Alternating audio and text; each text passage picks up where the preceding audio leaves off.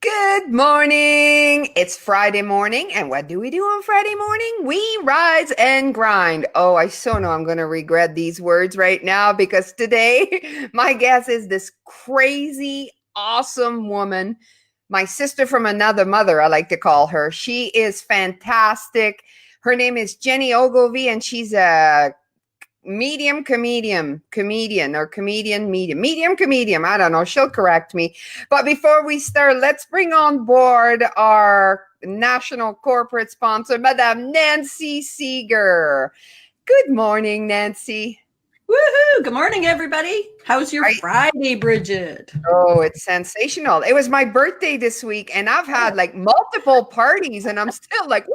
It's like, oh my God, I don't know if I'll be able to keep that up when I'm 100. That many parties. If you have one for every year, you're really going to be busy. It's been really fun. Last night I was at a brewery, a Red Bison brewery, and it was really fun. And we had Graham Dick who was singing, and oh my God, he sang happy birthday to me in like a really sexy way. Like, oh, I think I could date you. And then I said, no. He's definitely not your type. But, it's so much fun. It's one of the amazing thing when you have a great tribe, people celebrate with you. I mean, if that's what you choose, right? So it's been absolutely fantastic. We have a bunch of people on board this morning already saying good morning. So it's going to be a great morning. I want to bring our guest on board right away because, well, she's always got lots to say. And she's a challenger. She's a medium. She's a comedian. And she's awesome. Jennie. Good morning. And she's as crazy as I am. Right? Hey, sister. Where were you last night? I'm actually in Ponoka with Dana Goldstein. We're doing some filming for a pilot that we're putting together for a series. Ooh. That sounds interesting. That's all you're going to give us? Well, yesterday we actually were at a Mother's Day event at the First Nations up here in Erskine. And I got to sit with about 150 women for their celebrations. And wow, what an event that was. And I was privileged enough to be able to tape that for a piece as well with Dana. And just to show you, they gifted me with some beautiful beaded artwork work that they do, as well as, some homemade wallets or pouches, etc. And this is beautiful as well. So that's amazing. I love it. It was wonderful because I don't think I've ever been in such a large show where people are going, so what are you? What do you do? So tell me, as natives, like, how do they feel about mediums? Like, is that something that's very normal for them, or is it something that's completely foreign? From what I gathered in talking to people there, they really, there were some that were skeptical, but the general consensus was that they understood that energy can't be destroyed. And it was just really, there was a lot of tragic things that had come through for some of these people in the audience. And the validations and the specific pieces that were given was pretty phenomenal. And so I hope that it gave them a different perspective on how to see death. It also gave them something to really talk about as they go home to their families and saying, this is what my son, I channeled one guy who accidentally overdosed, and wasn't found for a few days. And all of his messages to his mom, and how fitting it being Mother's Day. Yeah. Right? Yeah. And what about you? How does it feel like to be a white woman medium in a native culture doing a show? Does it make any difference to you? Did it feel any different? Was there anything different? No. In fact, one of the first things I said when I started my show was, you could really feel the sense of family and the sense of community, and it was so welcoming. Now, again, I'm a kind of a big energy, so it took them a while to kind of, they're like, okay, we're going to where's the people of the past? And I'm like, how the beep are ya? Yeah, you do swear, don't you? Yeah. See, I beeped myself. Woo! Look at you. Bonus. You're welcome, Nancy. I think it's the first time ever I have heard you beep yourself. Right? It's only because of Nancy. Oh, I'm so thankful. You're so awesome. Hey, Dana said they absolutely loved you. Of Oh my course, God, you know- Dana has been so much fun to hang out with. She was stuck in the car with me for 2.5 hours yesterday. Dana, is your belly hurting from laughing so hard? I don't know if you have dimples. I always say my dimples hurt from laughing so much. And this morning at about 6:15, I'm like, grab your camera, let's go to the lobby. And she's like, okay. Okay, I have a question for you because, you know, I'm all about authenticity and women talk and our story. Stop it. What's that? Authenticity. What? Stop it. So were you always that honest and that like you're really in people's face about who you are? Not in a mean way, but this is who I am. And if you don't like it, that's your issue, not mine. Were you always like that or how did you get there? You know what? Honestly, I wouldn't have said poop if my mouth was full of it probably until I was 18. I was bullied in school. I just thought my kind of where I came from and all the hurdles that I had to get over, I wasn't confident in myself. And I remember at 18, I made a bucket list and I said, this is what I want to do with my life. And I checked off all the things on my list at 25. And I was like, well, I guess we're going to have to look at some new things. And from there, I actually just, I had to learn to rely on myself because after I left my foster home the day after graduation in grade 12, I was on my own and I left my life in Nova Scotia with $17 in my pocket, a one-way ticket out to BC. And from there, it was just me and my journey. And I had to learn how to speak and I needed to learn how to talk and ask for what I needed because I was on my own. So no is the answer. How did you get to be like, there's learning to talk and learning to ask what you want, but to be like, you're over the top. So is that something I say, and I know, but not in a bad way. I love it. Like it's a compliment. A lot of people wish they could be more, you know, just say it and do it and not care. Like how did it like you just started or is it like gradually? And I just don't see the purpose in just being 50% of who you possibly can be. If I want to touch my greatness, I always have to be walking towards it. And it has to be so complimentary and so unique to who I am. And I think for me, it took me a while to understand that I'm okay with who I am. So yes, it was a process, but more so the idea of being gifted with mediumship and being able to share that on stage. I struggled with that for quite some time going, oh, I need to be this medium and I need to be this and I need to go and all that. And I was like, one day I just woke up and I said, screw this. I'm going to be me. And it just flew and took off. And a lot of people come to my shows because it is a comedy show at the same time.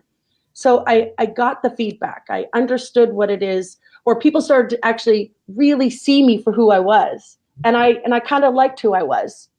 Yeah. So, yeah. And I just think it's beautiful, right? Because everybody at some point in time in their life, you know, struggle with who they are and try to hide some of it because they think it might not be as good for their career. I went through that being gay. Not that I was closeted, but I never really, like I never said it on stage and then, you know, 2 years ago, I said, you know, my wife and my whole career and my business is all changing and it just kind of exploded. And same for you. So I think the lesson here is, you know, you need to be who you are. And that's when people really, truly connect with you. Well, I always say this, in order to inspire, you have to be inspiring. Yeah.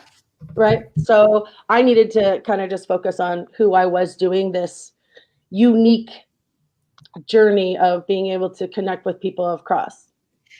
So when you go on stage, do you always tell people you're gay right off the bat on the mic or it just happens? So if they're super uncomfortable, yes, I love it. It's a total icebreaker. It's like, I remember this one show, it was just south of Red Deer. I think it was I can't remember, like Didsbury, Innisfail or something like that. And it was a packed house, and you could hear the crickets when I walked up on stage. And there was some dudes in the audience, and I'm like, tap, tap.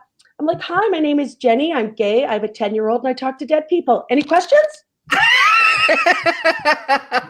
And the crowd just burst out laughing. And then we had a really great time. So I have to feel out the crowd, but I always say when I go up there, I'm like, all these women, this is my dating pool. This is the only time I actually get to be around other women that are alive. I love it. So you're going to be our entertainment at the convention. Am I? Yeah, you are, baby. Saturday night. Oh, it's going to be so good. You're so crazy, outrageous, funny. I adore you. And you're a medium, which is pretty cool too. Like, that's crazy. Just so well, we know your opinion on that. So I have a question for you, Jenny. So when you jump on stage, do you, like a lot of comedians have kind of a routine or a thing they plan out in advance, but yours seems so much more spontaneous. Can you talk us a little bit about your process and how you pick up on the energy in the room and what you deliver? I have absolutely no answer for that question. Every reading, every Nancy wants to know your systems. Yes, your system. Okay, point 1, center. Okay. Point 2, go, holy shit, I hope somebody comes through. 3, never forget who you are doing it. Number 4, I really hope they get what I do. There's my system for you. That's your system. Okay, perfect. And then go. Yeah. No, but it's so true. Like comedians prepare and rehearse and have so much stuff and they line it up in a certain way and then they learn to improv if it doesn't work out. And I've seen you at Fernie and there was nothing except Jenny on the stage. There was no script that I could see. Ready? Oh my God. Right? I mean, you kicked my, and I'm going to say you kicked my ass at one point and it was. You made Nancy swear. Oh my God. And it was hilarious. The girls who know me there, the women who know me were like, oh my God, we got to talk, girlfriend. You just got your butt kicked.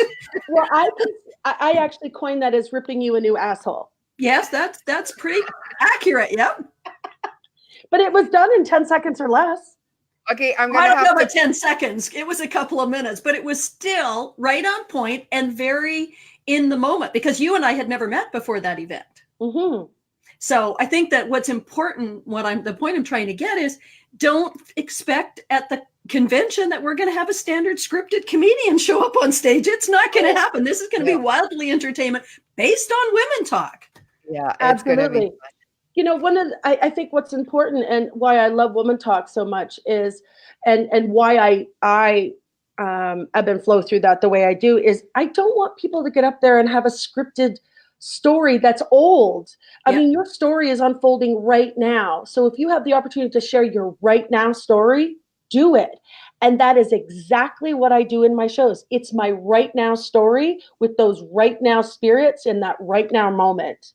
Yeah. There's no other way. No. Love it.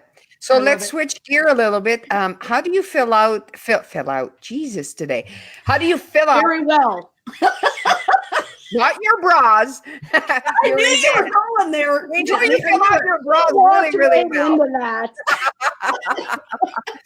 So what do you do to fill up your events as you're traveling? Because you're getting like 150, 100 people, 150 people everywhere. So how do you do that? Well, first of all, good looks really helps. That's a given. That's a given. You know what? Facebook has been really good to me. I have a fabulous lady on the back end, Pam McCarthy, who makes sure that all of my events are posted. I only have probably 3,000 followers, but they're very loyal. And because I'm not like just, there's nobody else like me. So when they see that I'm coming, they tag other people in that community because there's only one of me. And so nobody really does shows like me in restaurants, bars, pubs, community halls. I'm kind of it with who I am on stage. Yeah. So you've created a new ocean, right? Like a whole new pie. Oh God, I can't believe I said that. But like people enter, like if you're a coach or something like this, there's so many other coaches and everybody has to split who's going to attend those kind of events. But you created like something nobody else is doing. What's You that? got an echo, Bridget. I know. I don't know what that's about. You're Can't God. fix it. I'm gone. We're going to boot you. You got the echo. I don't hear it. So we're going to be doing a show together. You're like, so this is one of the things I love about Jennie is she, like, I think your gift is to really take people in their comfort zone and just like kick their ass right out of there and make them see themselves or do things. And people are shocked and then they're like, whoa, cool. Like I totally see you as doing that. So you're doing this to me now. We're going to do a show on stage together. You know, Bridget, remember how apprehensive you were when we started to talk about maybe doing something together? And you were like pulling that Nancy Seeger thing. I need to see the process. I need to understand what's going on in the box. Not Bridget. I did. Oh my God. And I was rolling my eyes at her and I was like, are you kidding me? She's like, what do you see? I'm like, I have no idea till we start. Oh. So we can't do a process. And now she's just throwing her hands up. She goes, what will be? And I'm like, oh my God, that was an 8-week period of just like rolling my eyes. Okay, but you know, when you're building a career in a business, like it all has to fit in. And I wasn't seeing how, so our show is called The Gabers, and it's just showing the gay population, like who we are, what we do. So Gabers fits perfectly in with mediumship, Bridget? No, it doesn't. But you're different. And for me, I needed to know that it worked together, right? And then I got to a point, it's like, oh my God, like it really does. Because Women Talk is about being authentic. And you're going to laugh at me again with that word. And same with the Gabers, right? This is just a small part of who you are. Mm-hmm. But it's an important part that makes you all of what you are. Well, thank you. I'm very honored to be working with you. I think your hard work and the way that you're creating this tribe for yourself and for others is pretty awesome and really about challenging people to get outside their comfort zones. I love it. And I lead by example, right? So I'm telling you, I'm very uncomfortable about what's about to happen. Like, what the hell am I doing on stage with Jennie? But okay. I'm so excited. Okay, well, now you feel uncomfortable. That's exactly how I feel when I start every show. I'm outside, listen to my music or playing my game before and clearing my mind. And I always just remember I'm not alone on stage. I have my guides there. They'll never do me wrong. And it's about having fun, as I say, with the actual crowd, because the crowd is slower than the spirit world, right? So it's like, I have this guy coming through. You have to repeat yourself because it's them catching up to this. Okay, I don't have people helping me on stage. I'm going to be there alone with you. Exactly. Well, we're going to have to do some kumbaya and some obviously some meditation for you to get more comfortable. No, and I'm loving it. I love getting out of my comfort zone. I think that's when you discover great things about yourself. So I'm super excited about it. I'm so excited because Jennie's pushing you outside your comfort zone almost as much as you push me outside of my comfort zone. So I love watching this dynamic. I know. I've been thinking about that actually, and I always laugh and I'm thinking, oh, if Nancy could see that, she would lose her mind. I'm not done with you yet, Nancy. Oh, I'm looking forward to that, but I got to get up a couple levels before I'm ready for the full-on Jennie. Takes a while. Am I that overwhelming to people? Yes. I think to most people you are, Jennie, yes. You are the most overwhelming person I know, but it's in a really good way. Like you are so big and like people just like, whoa. But then you are so goddamn charming at the same time. Like, it's just a beautiful mixture. Well, thank you. It wasn't rehearsed, Nancy. No, I know. I definitely got that experience in Fernie. People said to me afterwards, they were sure that you must have known me for a long time. I'm like, no, she didn't. She just nailed it or whatever. We'll see. So, we're going to do the Gabers together. That's June 9th. And it's down below in the comments. You can find the link to get your tickets. And I'm just saying, come and get your ticket because it's going to be so much fun. You don't have to be gay. Just come and enjoy the Gaberhood. Right? We're going to have fun. And you're going to be at Women Talk. We'll try to have you on the show before then, but you'll be at our convention, October 4, 5, 6. I just love that date. Every time I say it, because somebody told our kids one day, the F word, for sake. So they tell me, say, oh, no, I said 4, 5, 6.